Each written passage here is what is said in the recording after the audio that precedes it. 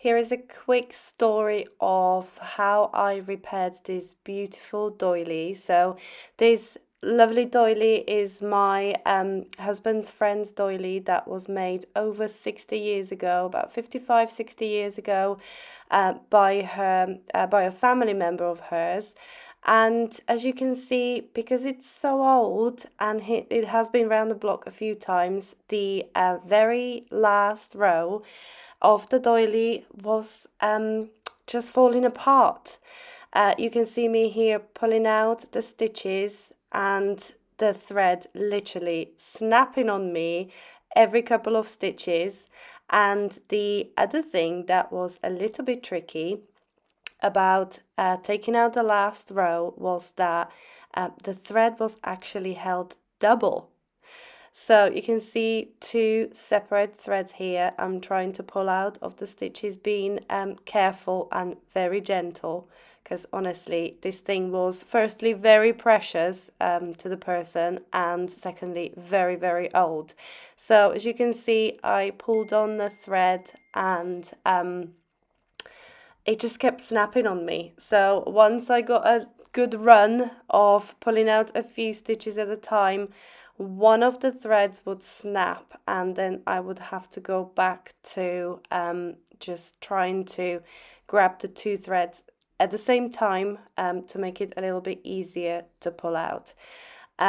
So the original thread not only lost color, as you can see, it's this kind of odd shade of pinky, washed out pink color, and the owner of the doily told me that it was very bright red, as she can remember it as a child. It was really deep red, so it has been washed a few times and very likely bleached by the sun, or just generally deteriorated over the time. So yeah, and as you can see, the last row was the row that actually created those little 3D pockets. So this was a bit of a tricky pattern to work out as well. And you can see I'm getting a good run of pulling the stitches here until I got to the end of that bit and it snapped again. So it's back to trying to grab both ends of the thread and trying to pull them out gently to kind of dismantle the doily. One thing I was a little bit apprehensive about was actually working out the pattern of how to put it back together. So I was trying to just remember how it was folded and how it kind of went together. So yeah, and I collected all the threads in a little bowl, as you can see. Look at that, it's so curly, so fragile, and it just kind of felt like paper, like you could literally pull it apart. And here is a fast forward, another video of me pulling out the very last row. And I believe this was the last few stitches that I did pull out. And yeah, it was a very rewarding project. I wanted to do it for my husband's friend, because it's a very treasured piece. It's a family heirloom. So she inherited it from her. I can't quite remember who was the family member that made it all those 60 years ago, but it was very treasured, so I was very keen to repair it to the best of my abilities. So yeah, you can see that how snapped the very last few stitches were, and it took me a little while to actually pull it all out and yeah, just repair it. So you can see me struggling here a little bit. I was glad to be nearing the end of this part of the process of pulling out the old thread and move on to the next stage of the repair, because I honestly, at first I estimated about a couple of hours to do the whole thing, so pulling out the old stitching and repairing the new stitching, kind of doing it, crocheting around it myself. So that was my initial estimate, but it took much longer than that, mainly due to having to stop and start pulling out the last row. So that was the most time-consuming part of the whole process, was pulling out this very old thread of these last few stitches. So I was very glad when this part was done, because it was rather time consuming, and I didn't want to just go kind of full steam ahead and start ripping it out. I took real care of pulling this out very slowly, because the white cotton thread that was used, I believe it was mercerized cotton, so it was quite strong. First, when it was first made, I assume, I'm imagining that it was quite a strong cotton thread to use for this type of the project, so that was a very good choice of yarn. But obviously over the last 60 years, even the mercerized cotton was getting quite weak, and I will show you later on in a video where it was getting weaker and weaker. So these are the last few stitches that I pulled out of the original stitching. And as you can see, the very last few stitches proved to be quite tricky. It's one of those where the finishing line is in sight and it's so close, yet so very far to actually get there. So the last few stitches gave me a bit of a trouble to pull them all out. But I did manage it in the end, of course. Yeah, so you can see me struggling here, pulling out the last few stitches, and this was, I think that was the main trouble of the whole thing, that it was held double. So each of those threads had a separate kind of mind on their own, of not wanting to be pulled out. So, but luckily, this is the very last two pieces that just came out, and here it is. So that was the original doily without the last rounds rather. And here are the threads again. They were kind of so cool that I collected them all in a bowl, and I actually put them in a little plastic bag and returned them with the doily to the original owner. So this is where we're at the moment. I have pulled all the old stitching out, which is in this little bag here. And then I'm gonna go, I've already started going round in the new cotton thread. I had to do this kind of while the old stitching was still on them, because I needed to work out the pattern. I needed to work out which way this was connecting, because when you look here, it's kind of just when you unfold it, it's kind of like this, so then it gets folded this way and creates those different sections. So yeah, it's the way it kind of folds that makes these little 3D shapes. It will need blocking, but I am so scared to block this. So the bottom points will need pulling out, and then these ones at the top, they are meant to be 3D, kind of like this. They're meant to open up. So they will need blocking and starching. But my only trouble is, if you look at the white part here, it's obviously it's very fine lace work. So as you can see, and even here, that's literally held by one stitch.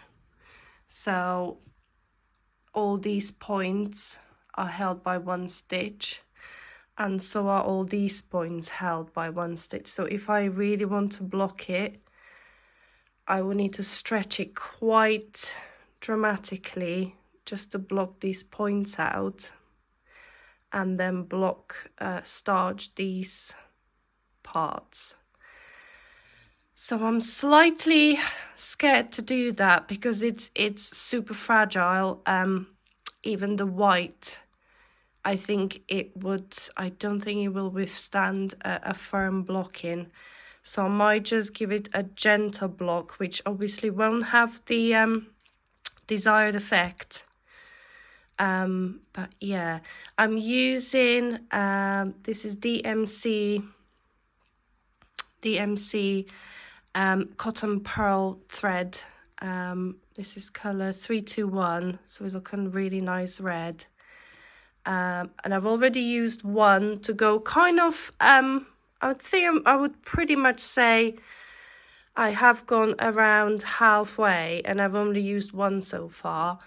But I really don't fancy playing a game of yarn chicken, so I got another two to just finish off the other half. So we'll have plenty of cotton thread, we won't run out. And then yeah, once I go around it all, I'll see whether we can try and pin this out and just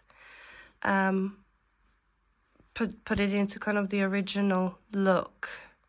I mean, worst case scenario, it will just be like a ruffle edge, but yeah, I've seen these before. They kind of like stand 3D. They really like open up like that. So yeah, I don't know, we shall see. And I'm using a 2mm hook to go around. And yeah, it's working well, but yeah, we'll need to block it.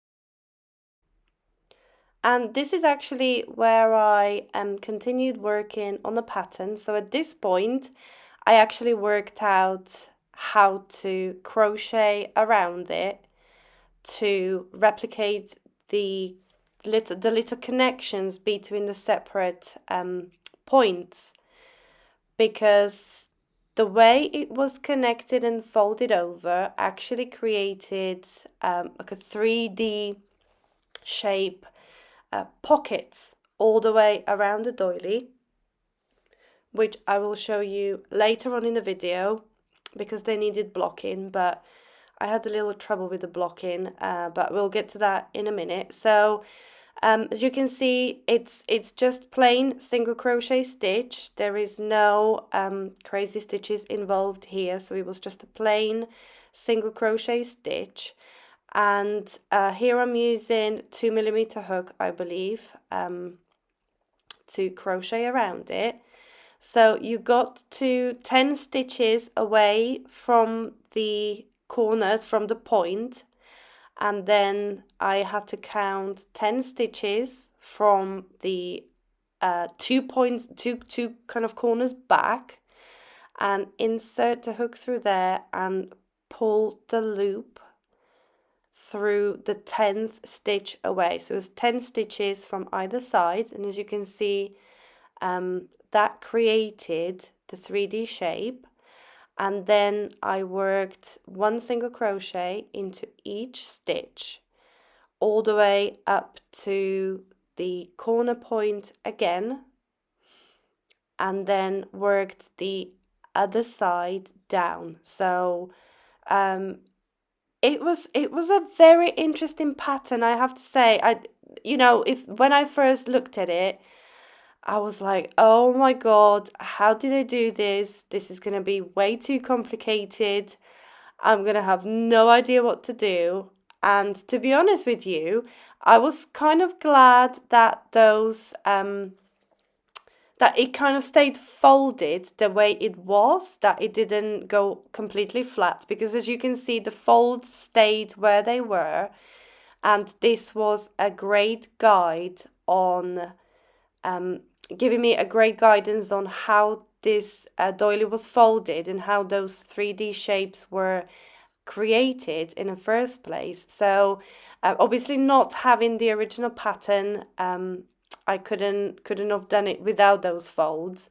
but it was really, really interesting. So here I'm working another 10 single crochet down away from the point, and we're gonna get to a point where we're gonna fold it again, and we're gonna fold it again, I believe. I can't even remember. No, I'm gonna fold it in a minute again, and as you can see there, those few stitches of that white thread were a bit yeah, so this is 10 stitches away. That's right, 10 stitches away. And we're gonna again fold this. So you can see the one pocket there, and you can see I'm counting 10 stitches away from that point. And then that's gonna get connected to that point there. So yeah, you can see it's a real at first it was a bit mind-boggling. The pattern was a bit like, oh my god, what am I gonna do here? But the more 3D shapes I connected, the more it kind of became second nature, and it was much easier to then connect them together.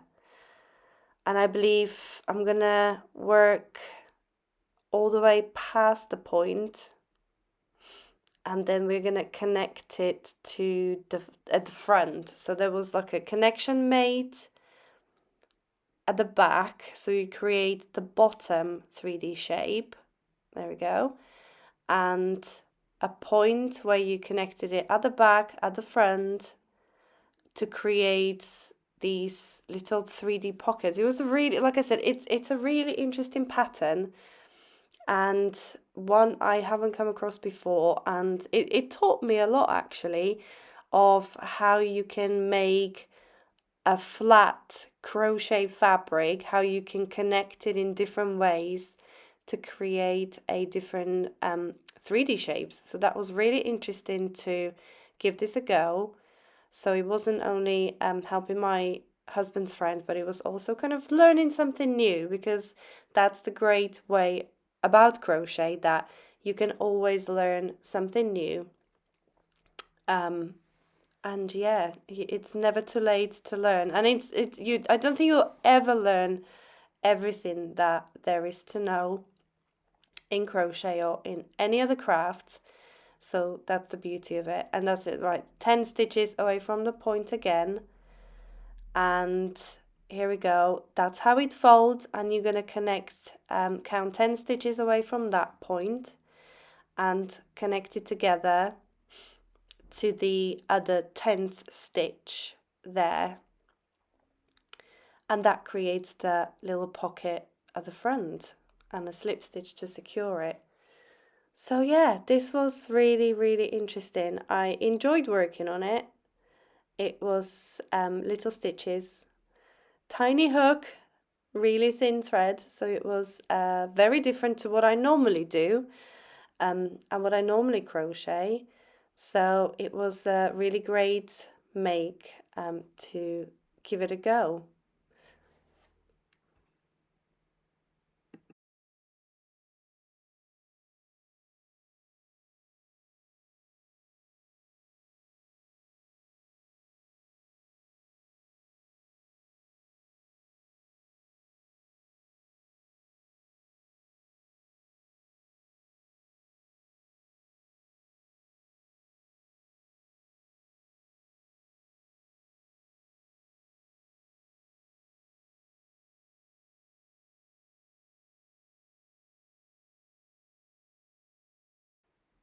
And as you can see now, the doilies on the blocking boards where I pinned out the bottom points and all the points at the top.